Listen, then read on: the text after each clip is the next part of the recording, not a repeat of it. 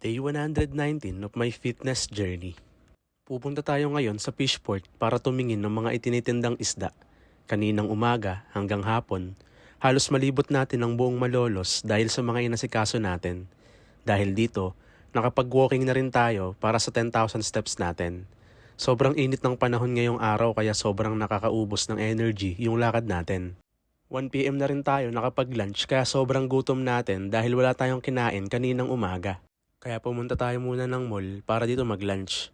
Dahil sa nagmamadali tayo, sa Jollibee na lang tayo nag-lunch. After kasi natin kumain, marami pa at mahaba-haba pa ang lalakarin natin. Grabe, ang haba ng araw na ito para sa atin.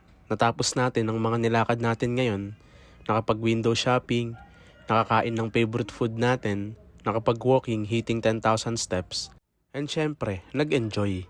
Kahit sobrang init ng panahon ngayong araw, masaya pa rin tayo dahil sa natapos natin lahat ng kailangan tapusin. Eto na muna today. Stay consistent until contented.